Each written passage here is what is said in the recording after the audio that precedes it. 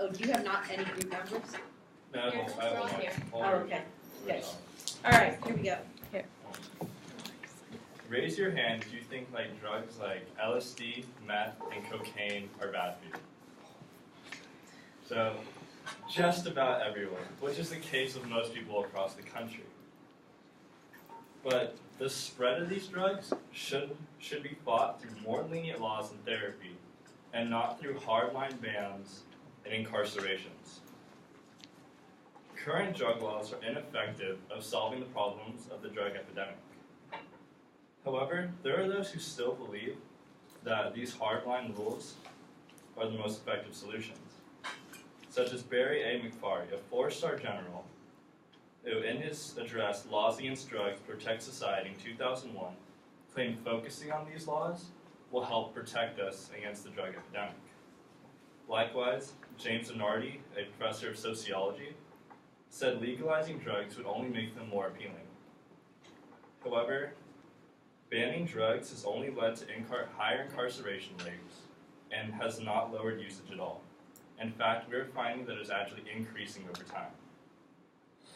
According to the National Survey of Drug Use and Health from the U.S. Department of Health in 2013, showed that illicit drug use has been increasing since 2002. As we can see here, illicit drug use has gone up by 1.5% since 2002. And the amount of people that use cocaine in the past years has increased by over 200,000.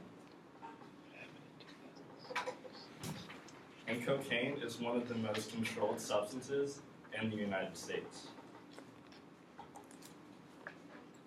Incarceration in the U.S. is outrageously high and costs an insane amount of money. The United States has about 5% of the world population within our borders, but we have over 25% of the world's prison population. And most of these prisoners aren't murderers or rapists or thieves, they're just drug addicts. And instead of getting the therapy they need, they're locked up in prison. Now, which you can see by this statistic here, which compares the United States next to the next 6 nations for prisoners. Not only is making drugs ineffective, it also supports criminal activity. In Angelica Duran Martinez's paper, Drugs Around the Corner, Domestic Drug Markets and Violence in Colombia and Mexico in 2014, she showed that when large drug selling organizations take over an area, competition between distributors becomes more common and more violent, especially when high-profit drugs like cocaine are involved. And also, once these cartels and gangs get the money from selling drugs, they're able to move on to racketeering, which means that they start asking for protection money from law-abiding citizens. And they use this money to hire corrupt officials, and they end up taking over the whole society.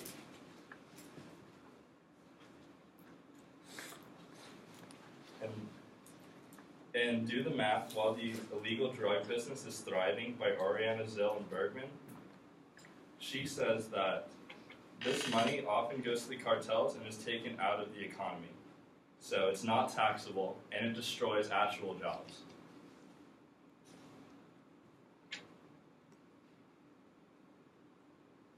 And if we were to make drugs legal, there'd be more help for addicts.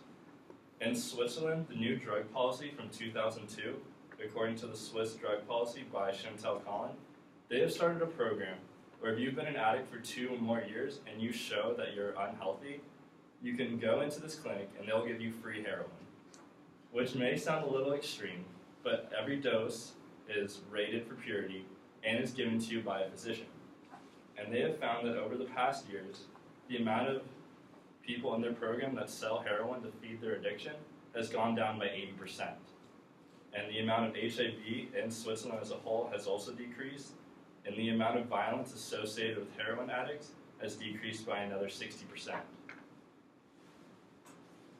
And legalizing drugs also allows them to be taxed. According to Gary Johnson in his address, Drugs Should Be Made Controlled Substances in 2001, he suggests that we can control, regulate, and tax drugs to pay for therapy. If someone is going to do drugs, they should be taxed for them. So that way later on, if they want therapy or they need medical assistance, they're already paying for it as they go.